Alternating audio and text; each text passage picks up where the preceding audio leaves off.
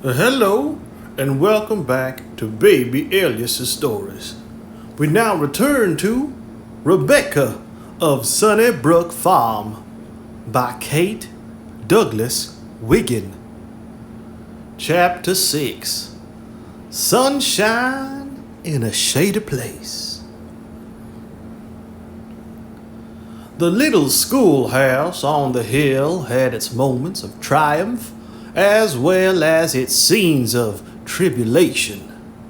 But it was fortunate that Rebecca had her books and her new acquaintances to keep her interested and occupied, or life would have gone heavily with her that first summer in Riverboro.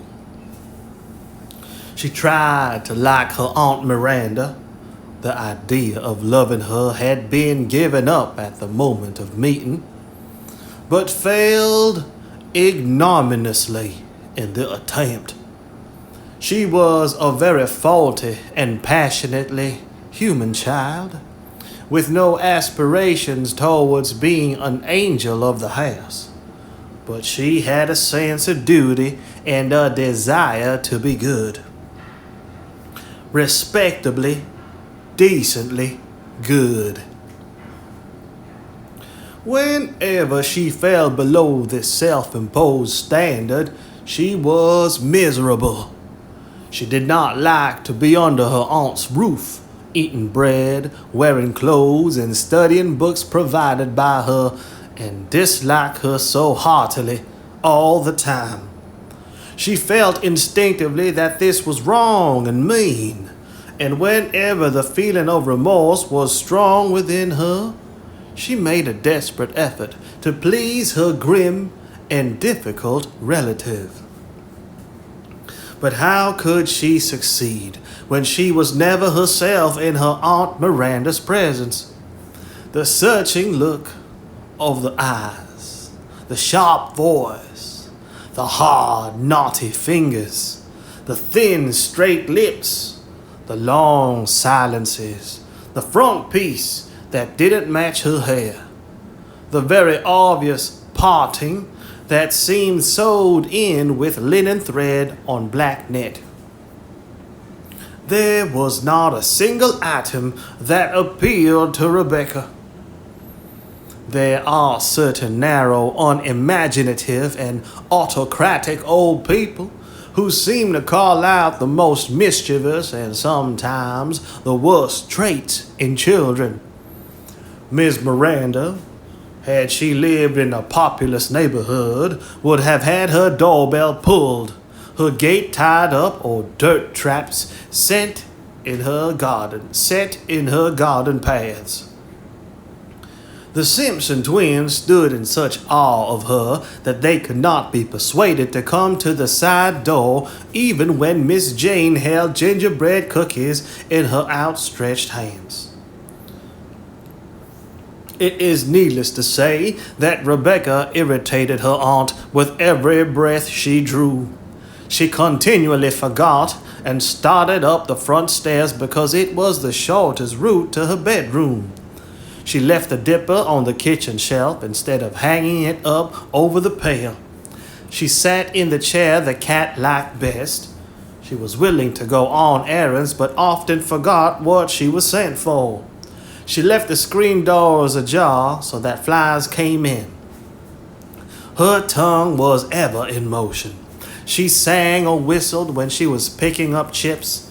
She was always messing with flowers, putting them in vases, pinning them on her dresses, and sticking them in her hat.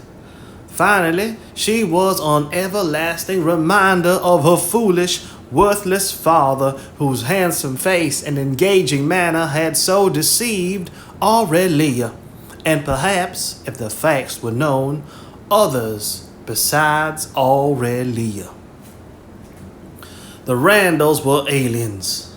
They had not been born in Riverboro, nor even in York Country, nor even in York County. Miranda would have allowed on compulsion that in the nature of things, a large number of persons must necessarily be born outside this sacred precinct. but she had her own opinion of them, and it was not a flattering one. Now, if Hannah had come, Hannah took after the other side of the house. She was all Sawyer. Poor Hannah, that was true. Hannah spoke only when spoken to, instead of first, last, and all the time. Hannah at 14 was a member of the church. Hannah liked to knit. Hannah was probably, or would have been, a pattern of all the smaller virtues, instead of which here was this black-haired gypsy, with eyes as big as a cartwheel's, installed as a member of the household. What sunshine in a shady place was Aunt Jane to Rebecca. Aunt Jane, with her quiet voice, her understanding eyes, her ready excuses in these first difficult weeks when the impulsive little stranger was trying to settle down into the brick house ways. She did learn them in part and by degrees, and the constant fitting of herself to these new and difficult standards of conduct seemed to make her older than ever for her years. The child took her sewing and sat beside Aunt Jane in the kitchen while Aunt Miranda had the post of observation at the sitting room window. Sometimes they would work on the side porch where the clematis and woodbine shaded them from the hot sun.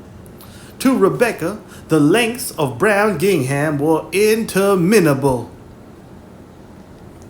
She made hard work of sewing, broke the thread, dropped her thimble into the syringa bushes, pricked her finger, wiped the perspiration from her forehead, could not match the checks, puckered the seams. She polished her needles to nothing, pushing them in and out of the emery strawberry, but they always squeaked. Still, Aunt Jane's patience held gold, and some small measure of skill was creeping into Rebecca's fingers. Fingers that held pencil, paintbrush, and pen so cleverly and were so clumsy with the dainty little needle. When the first brown gingham frock was completed, the child seized what she thought an opportune moment and asked her Aunt Miranda if she might have another color for the next one. I bought a whole piece of the brown, said Miranda laconically. That'll give you 2 more dresses, with plenty for new sleeves, and to patch and let down with and be more economical. I know, but Mr. Watson says he'll take back part of it and let us have pink and blue for the same price. Did you ask him? Yes, It was none of your business. I was helping Emma Jane choose aprons and didn't think you'd mind which color I had. Pink keeps clean just as nice as brown, and Mr. Watson says it'll boil without fading. Mr. Watson's a splendid judge of washing. I guess I don't approve of children being rigid out in fancy colors. I don't approve of children being rigged out in fancy colors, but I'll see what your Aunt Jane thinks. I think it would be all right to let Rebecca have 1 pink and 1 blue gingham, said Jane. A child gets tired of sewing on 1 color. It's only natural she should long for a change. Besides, she'd look like a charity child always wearing the same brown with a white apron, and it's dreadful unbecoming to her. Handsome is as handsome does, says I. Rebecca never come to grief along of her beauty, that's certain, and there's no use in humoring her to think about her looks. I believe she's vain as a peacock now, without anything to be vain of.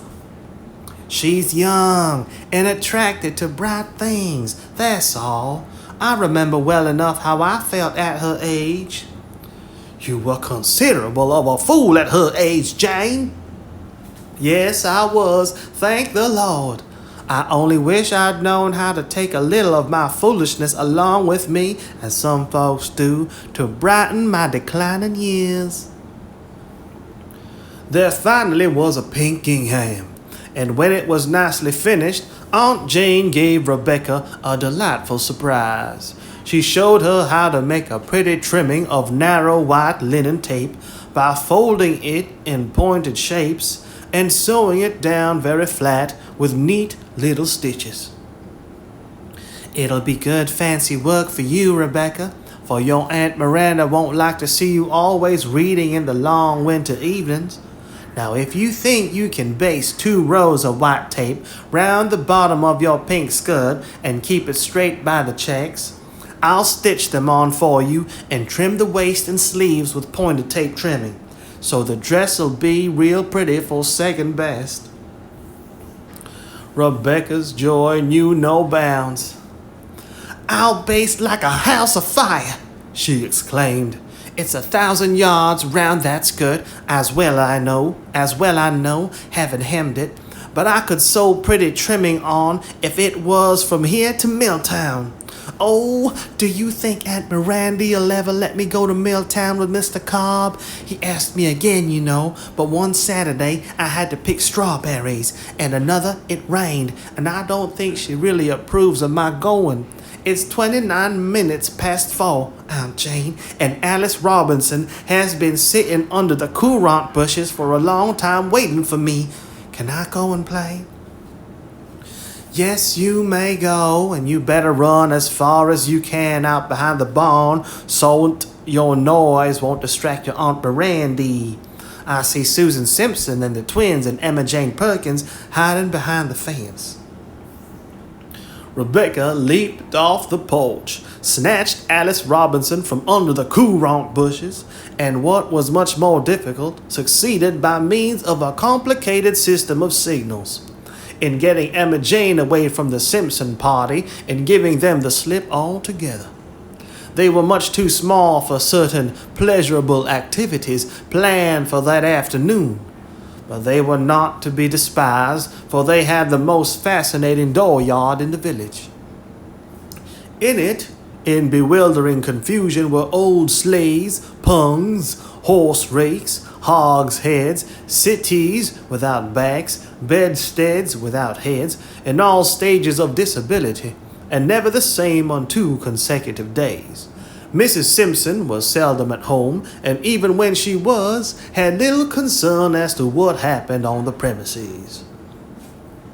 A favorite diversion was to make the house into a fort, gallantly held by a handful of American soldiers against the besieging force of the British Army.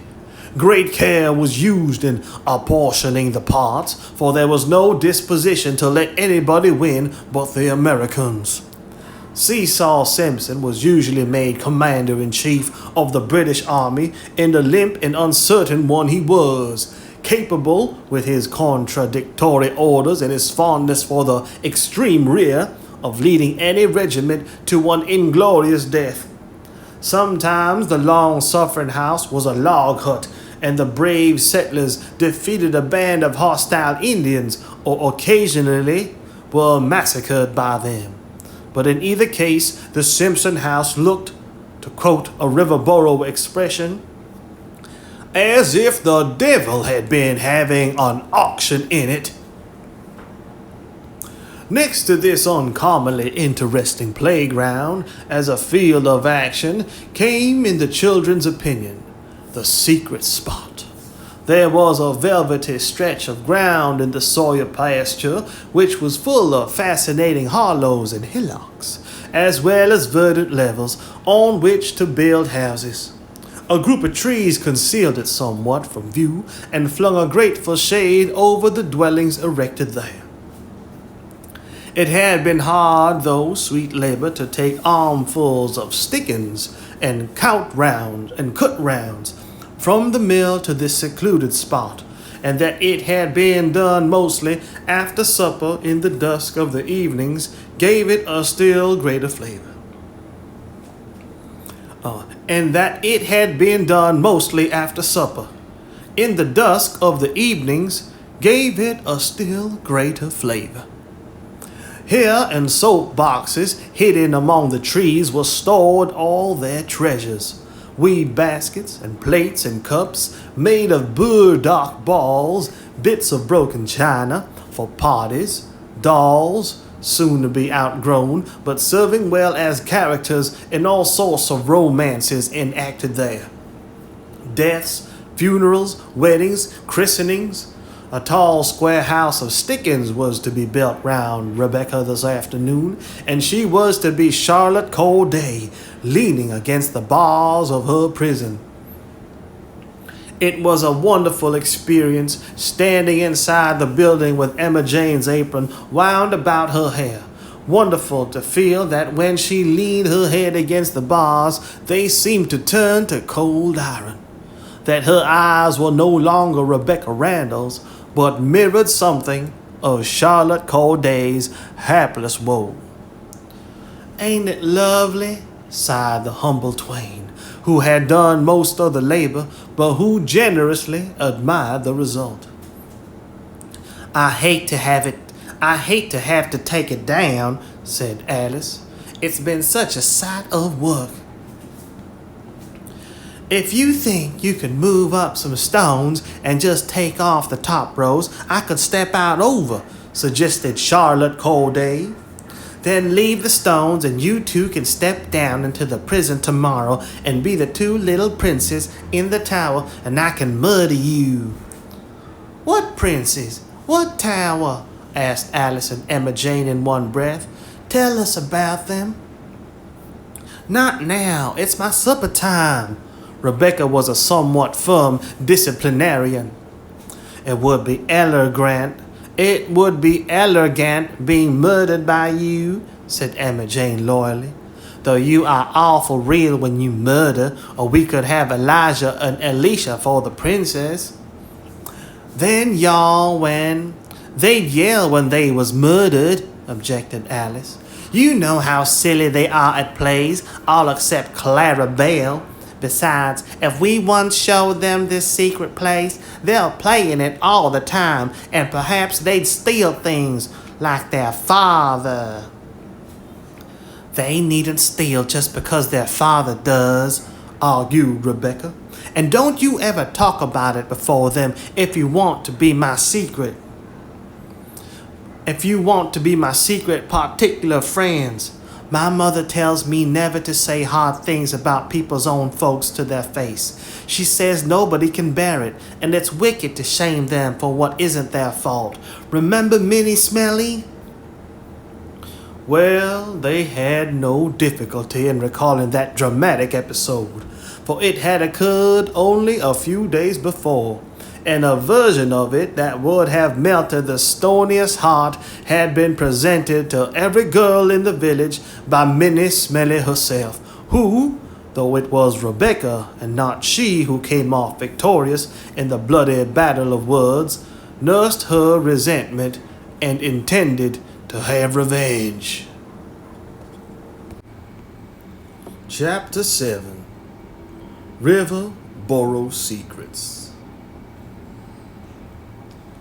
Mr. Simpson spent little time with his family, owing to certain awkward methods of horse trading or the swapping of farm implements and vehicles of various kinds, operations in which his customers were never long suited. After every successful trade, he generally passed a longer or shorter term in jail. Or when a poor man without goods or chattels has the inveterate habit of swapping, it follows naturally that he must have something to swap. And having nothing of his own, it follows still more naturally that he must swap something belonging to his neighbors. Mr. Simpson was absent from the home circle for the moment because he had exchanged the widow Rideout's sleigh for Joseph Goodwin's plow. Goodwin had lately moved to North Edgewood and had never before met the urbane and persuasive Mr. Simpson. The Goodwin plow Mr. Simpson speedily bartered with a man over Warham Way, and got in exchange for it an old horse which his owner did not need, as he was leaving town to visit his daughter for a year. Simpson fattened the aged animal, keeping him for several weeks, at early morning or after nightfall, in one neighbor's pasture after another, and then exchanged him with a Milltown man for a top buggy. It was at this juncture that the widow Rideout missed her sleigh from the old carriage house. She had not used it for 15 years and might not sit in it for another 15. But it was property, and she did not intend to part with it without a struggle. Such is the superstitious nature of the village mind that the moment she discovered her loss, her thought at once reverted to Abner Simpson. So complicated, however, was the nature of this particular business transaction, and so tortuous the paths of its progress, partly owing to the complete disappearance of the owner of the house, who had gone to the west and left no address, that it took the sheriff many weeks to prove Mr. Simpson's guilt to the town's and to the widow Rideout's satisfaction. Abner himself avowed his complete innocence, and told the neighbors how a red-haired man with a hare lip and a pepper and salt suit of clothes had called him up one morning about daylight and offered to swap him a good sleigh for an old cider press he had laying out in the dooryard. The bargain was struck, and he, Abner, had paid the hare-lipped stranger $4.75 to boot. Whereupon the mysterious one set down the sleigh, took the press on his cart, and vanished up the road, never to be seen or heard from afterwards. If I could once catch that consarned old thief, exclaimed Abner righteously, I'd make him dance, working off a stolen sleigh on me and taking away my good money and cider press, to say nothing of my character. You'll never catch him, Ab, responded the sheriff. He's cut of the same piece of goods as that there cider press, and that there character, and that there $4.75 of yourn. Nobody ever seen any of 'em but you, and you'll never see 'em again. Mrs. Simpson, who was decidedly Abner's better half, took in washing and went out to do day's cleaning, and the town helped in the feeding and clothing of the children. George, a lanky boy of 14, did chores on neighboring farms, and the others, Samuel, Clarabelle, Susan, Elijah, and Alicia, went to school, when sufficiently clothed and not otherwise more pleasantly engaged.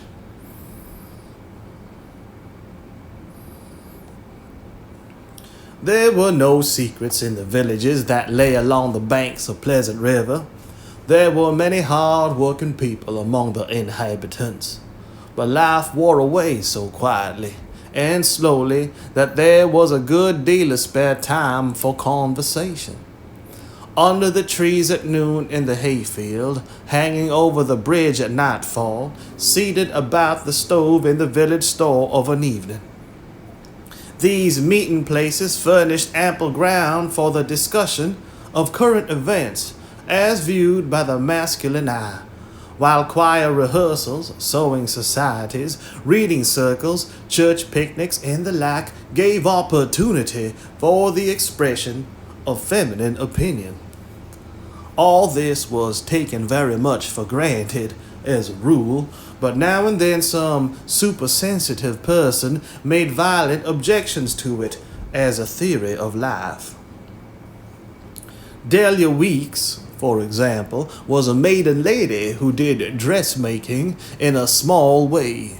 She fell ill, and although attended by all the physicians in the neighborhood, was sinking slowly into a decline when her cousin Cyrus asked her to come and keep house for him in Lewiston.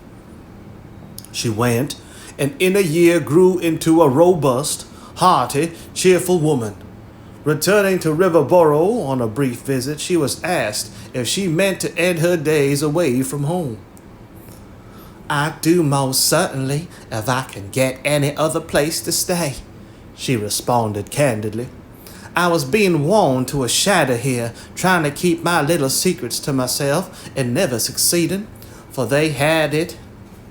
First, they had it I wanted to marry the minister, and when he took a wife in Standish, I was known to be disappointed.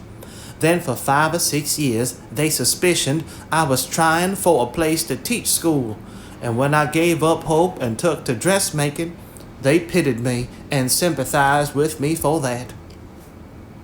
When father died, I was bound I'd never let anybody know how I was left, for that spites 'em worse than anything else.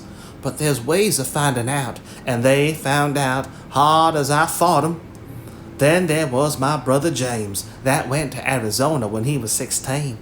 I gave good news of him for 30 years running, but Aunt Archie Tarbucks had a fretting cousin that went out to Tombstone for her health, and she wrote to a postmaster or to some kind of a town authority and found Jim and wrote back Aunt Archie all about him and just how unfortunate he'd been.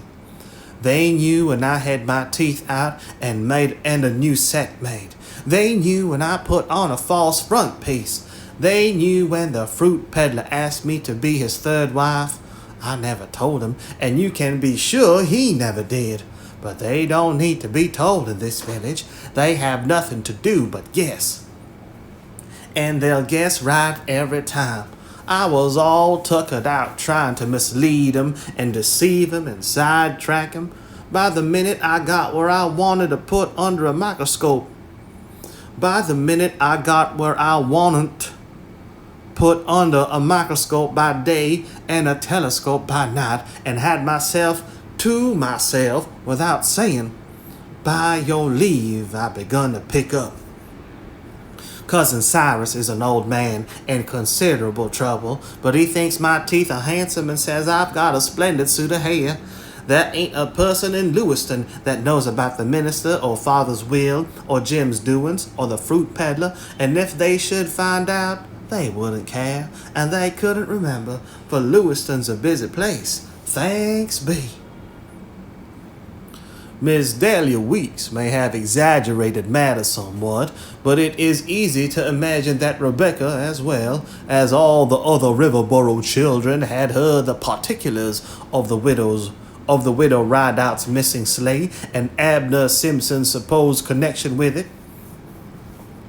There is not an excess of delicacy or chivalry in the ordinary country school, and several choice conundrums and bits of verse dealing with the Simpson affair were bandied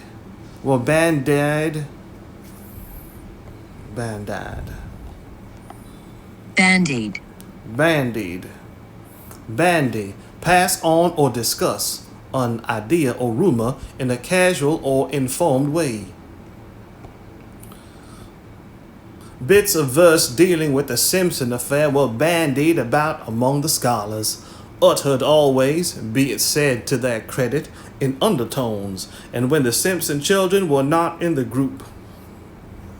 Rebecca Randall was of precisely the same stock, and had had much the same associations as her schoolmates, so one can hardly say why she so hated mean gossip, and so instinctively held herself aloof from it.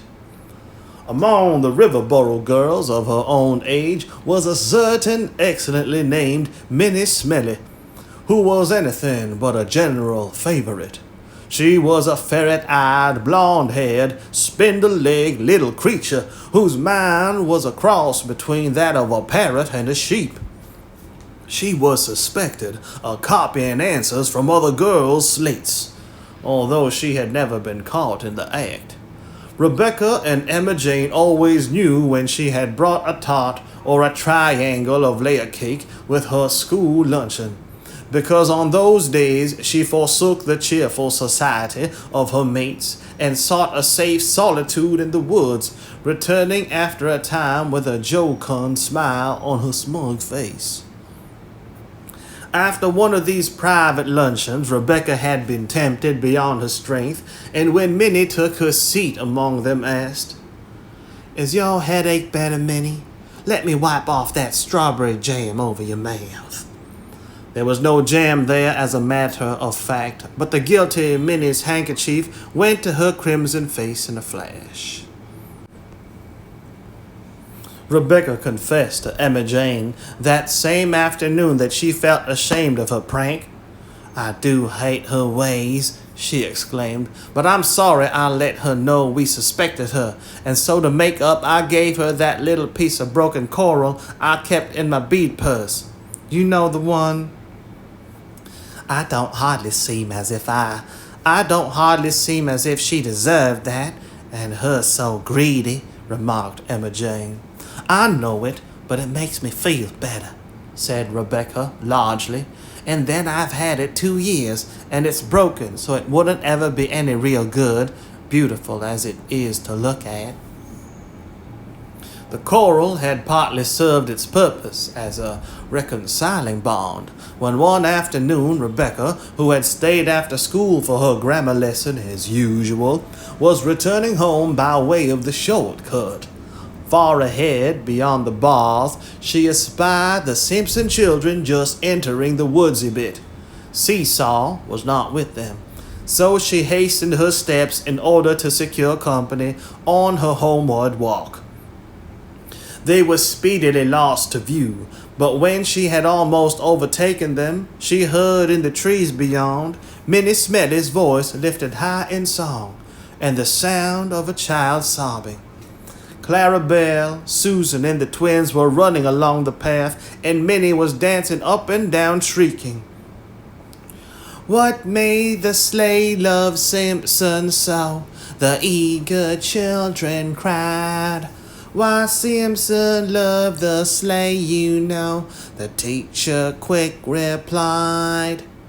The last glimpse of the rooted Simpson tribe and the last rutter of their tattered garments disappeared in the dim distance. The fall of one small stone cast by the valiant Elijah, known as the Fighting Twin, did break the stillness of the woods for a moment, but it did not come within 100 yards of Minnie, who shouted, "Jailbirds!" at the top of her lungs, and then turned with an agreeable feeling of excitement to meet Rebecca, standing perfectly still in the path, with a day of reckoning plainly set forth in her blazing eyes. Minnie's face was not pleased to see, for a coward detected at the moment of wrongdoing is not an object of delight. "Minnie Smelly, if ever I catch you singing that to the Simpsons again, do you know what I'll do?" asked Rebecca in a tone of concentrated rage. "I don't know and I don't care," said Minnie jauntily, though her looks belied her. "I'll take that piece of coral away from you, and I think I shall slap you besides." "You wouldn't darest," retorted Minnie. "If you do, I'll tell my mother and the teacher, so there." "I don't care if you tell your mother, my mother, and all your relations and the president," said Rebecca, gaining courage as the noble words fell from her lips. "I don't care if you tell the town, the whole York County, the state of Maine, and the nation," and she finished grandiloquently. "Now you run home and remember what I say.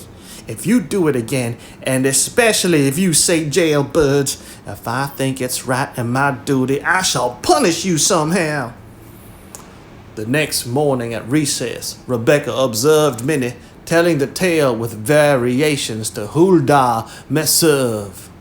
"She threatened me," whispered Minnie, "but I never believe a word she says." The latter remark was spoken with the direct intention of being overheard, for Minnie had spasms of bravery when well surrounded by the machinery of law and order. As Rebecca went back to her seat, she asked Miss Dearborn if she might pass a note to Minnie Smelly and receive permission. This was the note. Of all the girls that are so mean, there's none like Minnie Smelly. I'll take away the gift I gave and pound her into jelly. P.S. Now do you believe me? R. Randall. The effect of this piece of doggerel was entirely convincing, and for days afterwards, whenever Minnie met the Simpsons, even a mile from the brick house, she shuddered and held her peace. Doggerel. Doggerel. Comic verse composed in irregular rhythm. Doggerel. Chapter 8. Color of Rose. On the very next Friday after this dreadfulest fight that ever was seen, as Bunyan says in Pilgrim's Progress, there were great doings in the little schoolhouse on the hill. Friday afternoon was always the time chosen for dialogues, songs, and recitations, but it cannot be stated that it was a gala day in any true sense of the word. Most of the children hated speaking pieces, hated the burden of learning them, dreaded the danger of breaking down in them. Miss Dearborn commonly went home with a headache and never left her bed during the rest of the afternoon or evening. And the casual female parent who attended the exercises sat on a front bench with beads of cold sweat on her forehead, listening to the all too familiar halts and stammers. Sometimes a bellowing infant who had clean forgotten his verse would cast himself bodily on the maternal bosom and be borne out into the open air, where he was sometimes kissed and occasionally spanked. But in any case, the failure added an extra dash of gloom and dread to the occasion. The advent of Rebecca had somehow infused a new spirit into these hitherto terrible afternoons. She had taught Elijah and Alicia Simpson so that they recited 3 verses of something with such comical effect that they delighted themselves. The teacher and the school, while Susan, who lisped, had been provided with a humorous poem in which she impersonated a lisping child. Emma Jane and Rebecca had a dialogue, and the sense of companionship buoyed up Emma Jane and gave her self-reliance. In fact, Miss Dearborn announced on this particular Friday morning that the exercises promised to be so interesting that she had invited the doctor's wife, the minister's wife, 2 members of the school committee, and a few mothers. Living Perkins was asked to decorate one of the blackboards and Rebecca the other. Living, who was the star artist of the school, chose the map of North America. Rebecca liked better to draw things less realistic and speedily before the eyes of the enchanted multitude. There grew under her skillful fingers an American flag done in red, white, and blue chalk, every star in its right place, every stripe fluttering in the breeze. Beside this appeared a figure of Columbia, copied from the top of the cigar box that held the crayons. Miss Dearborn was delighted. I propose we give Rebecca a good hand clapping for such a beautiful picture, one that the whole school may well be proud of. The scholars clapped heartily, and Dick Carter, waving his hand, gave a rousing cheer. Rebecca's heart leapt for joy, and to her confusion, she felt the tears rising in her eyes. She could hardly see the way back to her seat, for in her ignorant, lonely little life, She had never been singled out for applause, never lauded, nor crowned as in this wonderful, dazzling moment. If nobleness enkindleth nobleness, so does enthusiasm beget enthusiasm, and so do wit and talent enkindle wit and talent. Alice Robinson proposed that the school should sing 3 cheers for the red, white, and blue. And when they came to the chorus, all point to Rebecca's flag. Dick Carter suggested that Living Perkins and Rebecca Randall should sign their names to their pictures so that the visitors would know who drew them. Huldah Meservey asked permission to cover the largest holes in the plastered walls with bows and fill the water pail with wild flowers. Rebecca's mood was above and beyond all practical details. She sat silent, her heart so full of grateful joy that she could hardly remember the words of her dialogue. At recess, she bore herself modestly, notwithstanding her great triumph, while in the general atmosphere of goodwill, the smelly Randall hatchet was buried, and Minnie gathered maple boughs and covered the ugly stove with them under Rebecca's direction. Miss Dearborn dismissed the morning session at 11:45, so that those who lived near enough could go home for a change of dress. Emma Jane and Rebecca ran nearly every step of the way from sheer excitement, only stopping to breathe at the stiles. "Will your Aunt Miranda let you wear your best, or only your buff calico?" asked Emma Jane. "I think I'll ask Aunt Jane," Rebecca replied. "Oh, if my pink was only finished, I left Aunt Jane making the buttonholes." "I'm going to ask my mother to let me wear her garnet ring," said Emma Jane. "It would look perfectly elegant, flashing in the sun when I point to the flag. Goodbye. Don't wait for me going back. I may get a ride." Rebecca found the side door locked, but she knew that the key was under the step, and so of course did everybody else in Riverboro, for they all did about the same thing with it. She unlocked the door and went into the dining room to find her lunch laid on the table and a note from Aunt Jane saying that they had gone to Moderation with Mrs. Robinson in her carryall. Rebecca swallowed a piece of bread and butter and flew up the front stairs to her bedroom. On the bed lay the pink gingham dress finished by Aunt Jane's kind hands. Could she? Dare she wear it without asking? Did the occasion justify a new costume, or would her aunts think she ought to keep it for the concert? "I'll wear it," thought Rebecca. "They're not here to ask, and maybe they wouldn't mind a bit. It's only gingham after all, and wouldn't be so grand if it wasn't new and hadn't tape trimming on it and wasn't pink." She unbraided her 2 pigtails, combed out the waves of her hair and tied them back with a ribbon, changed her shoes and then slipped on the pretty frock, managing to fasten all but the 3rd middle buttons, which she reserved for Emma Jane. Then her eye fell on her cherished pink sunshade, the exact match, and the girls had never seen it. It wasn't quite appropriate for school, but she needn't take it into the room.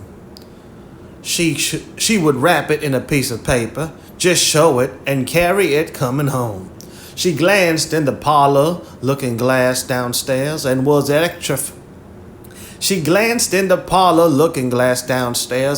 electrified at the vision.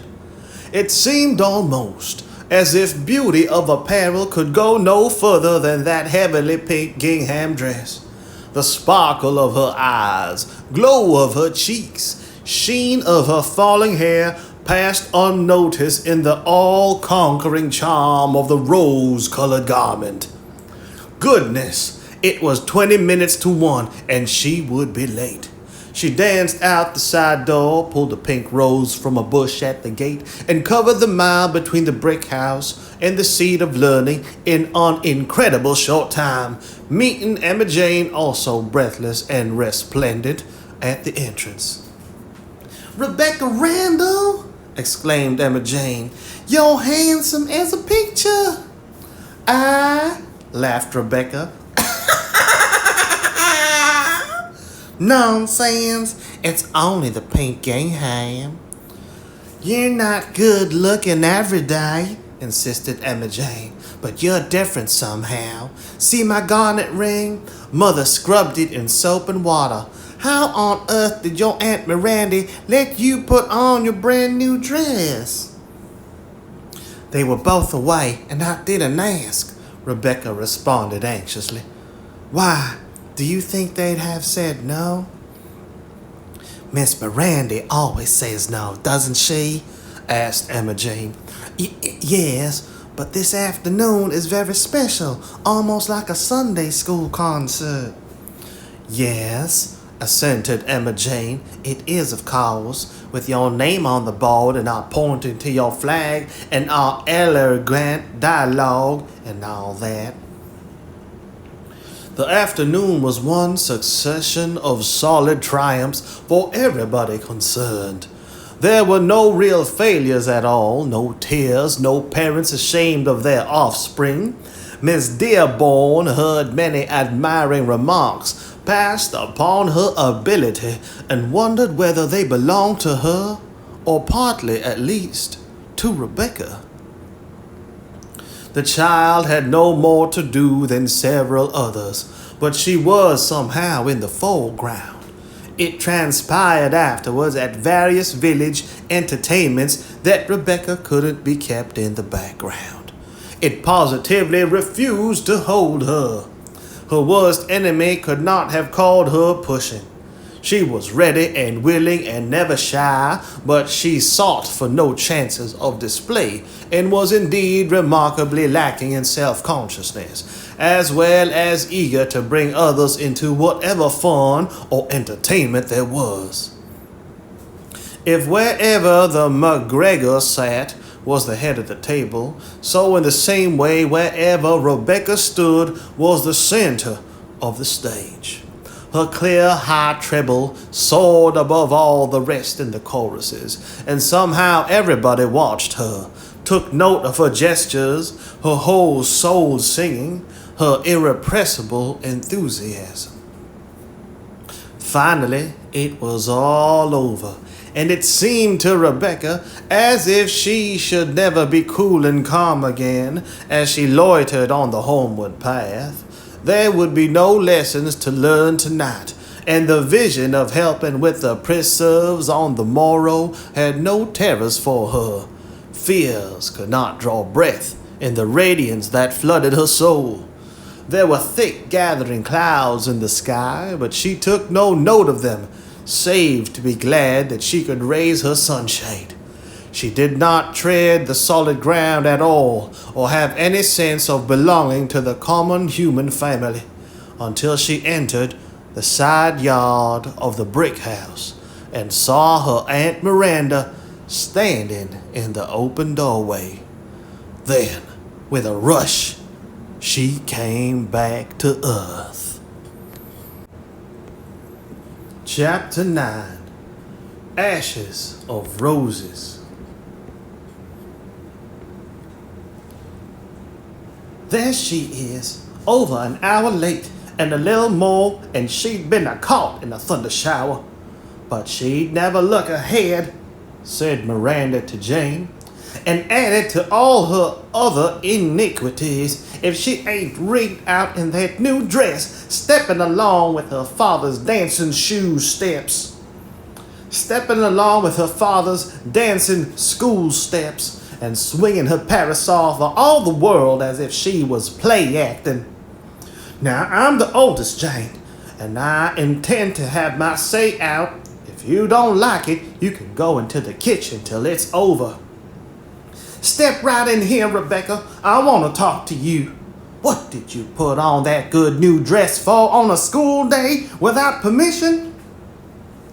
I had intended to ask you at noontime, but you weren't at home, so I couldn't," began Rebecca. "You did no such a thing. You did no such a thing. You put it on because you was left alone, though you knew well enough I wouldn't have let you." "If I'd been certain you wouldn't have let me, I'd never have done it," said Rebecca, trying to be truthful. "But I wasn't certain, and it was worth risking. I thought perhaps you might if you knew it was almost a real exhibition at school." "Exhibition?" exclaimed Miranda scornfully. "You are exhibition enough by yourself, I should say. Was your exhibition your parasol? Was you exhibiting your parasol?" "The parasol was silly," confessed Rebecca, hanging her head. "But it's the only time in my whole life when I had anything to match it, and it looked so beautiful with the pink dress. Emma Jane and I spoke a dialogue about a city girl and a country girl, and it came to me just the minute before I started how nice it would come in for the city girl, and it did. I haven't hurt my dress a mite, Aunt Miranda." "It's the craftiness and underhandedness of your actions that's the worst," said Miranda coldly. "And look at the other things you've done. It seems as if Satan possessed you. You went up the front stairs to your room, but you didn't hide your tracks, for you dripped your handkerchief on the way up. You left the screen out of your bedroom window for the flies to come in all over the house. You never cleared away your lunch nor set away a dish, and you left the side door unlocked from 12:30 to 3 o'clock, so anybody could have come in and stolen what they liked." Rebecca sat down heavily in her chair as she heard the list of her transgressions. How could she have been so careless? The tears began to flow now as she attempted to explain sins that never could be explained or justified. "Oh, I'm so sorry," she faltered. "I was trimming the schoolroom and got belated and ran all the way home. It was hard getting into my dress alone, and I hadn't time to eat but a mouthful, and just at the last minute, when I honestly would have thought about clearing away and locking up, I looked at the clock and knew I could hardly get back to school in time to form in the line, and I thought how dreadful it would be to go in late and get my first black mark on a Friday afternoon with the minister's wife and the doctor's wife and the school committee all there." "Don't wail and carry on now. It's no good crying over spilt milk," answered Miranda.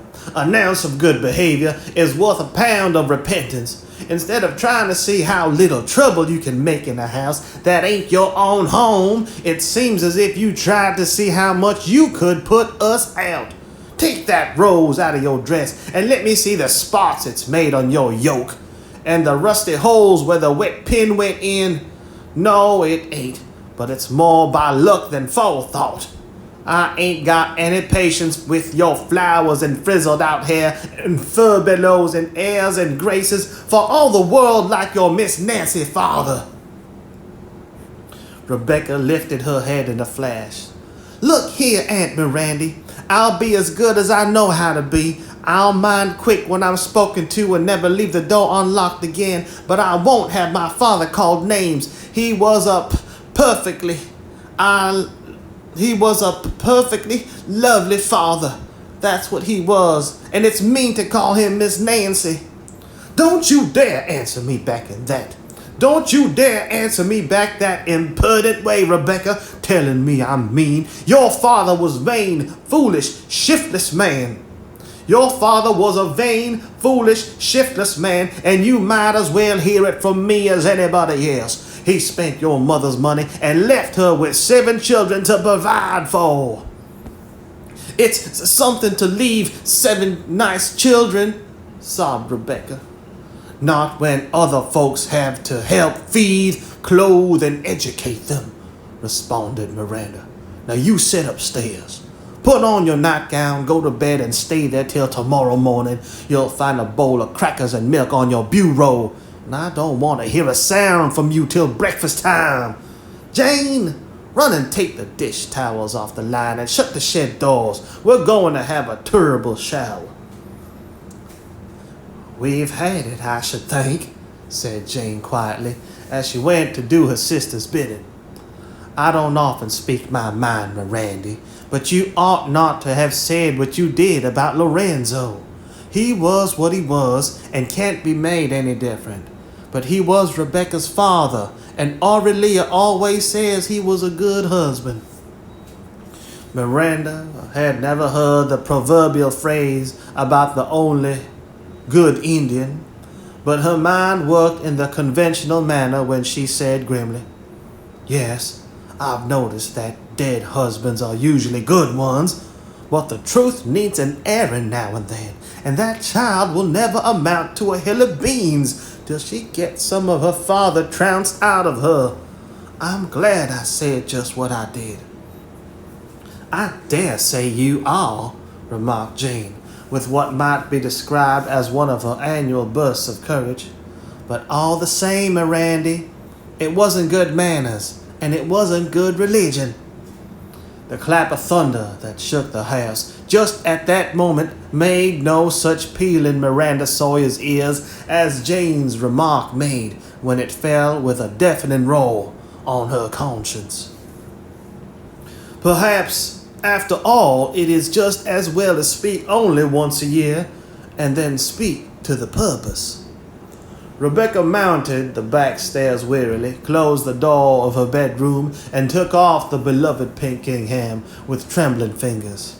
Her cotton handkerchief was rolled into a hard ball, and in the intervals of reaching the more difficult buttons that lay between her shoulder blades and her belt, she dabbed her wet eyes carefully, so that they should not rain salt water on the finery that had been worn at such a price.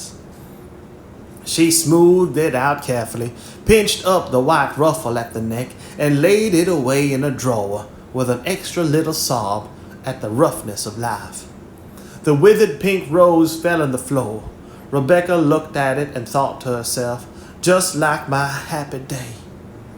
Nothing could show more clearly the kind of child she was than the fact that she instantly perceived the symbolism of the rose and laid it in the drawer with the dress as if she were burying the whole episode with all its sad memories. It was a child's poetic instinct with a dawning hint of a woman's sentiment in it. She braided her hair in the two accustomed pigtails, took off her best shoes, which had happily escaped notice, with all the while a fixed resolve growing in her mind, that of leaving the brick house and going back to the farm. She would not be received there with open arms. There was no hope of that. But she would help her mother about the house and send Hannah to Riverboro in her place. "I hope she'll like it," she thought in a momentary burst of vindictiveness. She sat by the window trying to make some sort of plan, watching the lightning play over the hilltop and the streams of rain chasing each other down the lightning rod. And this was the day that had dawned so joyfully. It had been a red sunrise, and she had leaned on the windowsill studying her lessons and thinking what a lovely world it was, and what a golden morning.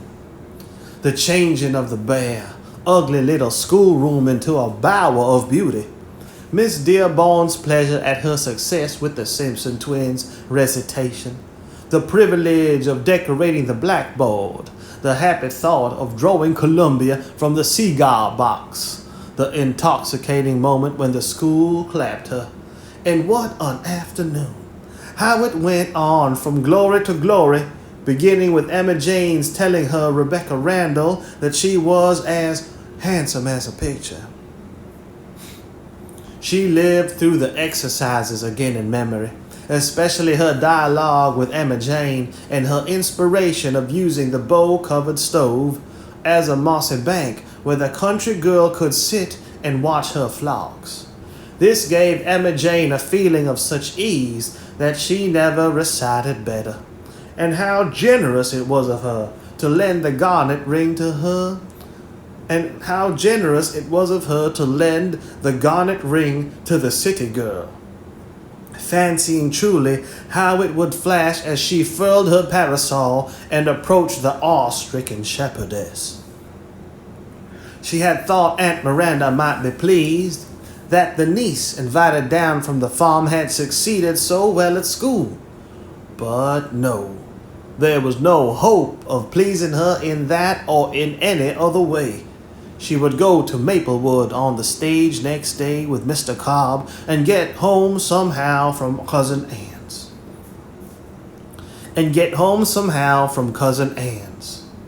On second thoughts, her aunts might not allow it. Very well, she would slip away now and see if she could stay all night with the Cobbs and be off next morning before breakfast. Rebecca never stopped long to think. More's the pity. So she put on her oldest dress and hat and jacket, then wrapped her nightdress, comb, and toothbrush in a bundle and dropped it softly out of the window. Her room was in the L and her window at no very dangerous distance from the ground. Though had it been, nothing could have stopped her at that moment. Somebody who had gone on the roof to clean out the gutters had left a cleat nailed to the side of the house about halfway between the window and the top of the back porch. Rebecca heard the sound of the sewing machine in the dining room and the chopping of meat in the kitchen. So, knowing the whereabouts of both her aunts, she scrambled out of the window, caught hold of the lightning rod, slid down to the helpful cleat, jumped to the porch, used the woodbine trellis for a ladder, and was flying up the road in the storm before she had time to arrange any details of her future movements. Jeremiah Cobb sat at his lonely supper at the table by the kitchen window. Mother, as he, with his old-fashioned habits, was in the habit of calling his wife, was nursing a sick neighbor. Mrs. Cobb was mother only to a little headstone in the churchyard, where reposed Sarah Ann, beloved daughter of Jeremiah and Sarah Cobb, aged 17 months. But the name of mother was better than nothing, and served at any rate as a reminder of her woman's crown of blessedness. The rain still fell and the heavens were dark, though it was scarcely 5 o'clock. Looking up from his dish of tea, the old man saw at the open door a figure of woe. Rebecca's face was so swollen with tears and so sharp with misery that for a moment he scarcely recognized her. Then when he heard her voice asking, "Please, may I come in, Mr. Cobb?" he cried, "Well, I vow, it's my little lady passenger, come to call on old Uncle Jerry. Come to call on old Uncle Jerry and pass the time of day, have ye? Why, you wet as sops. Draw up to the stove. I made a fire, hot as it was, thinking I wanted something warm for my supper, being kind of lonesome without mother. She's setting up with Seth Strout tonight. There, we'll hang your soppy hat on the nail. Put your jacket over the chair rail, and then you turn your back to the stove and dry yourself good."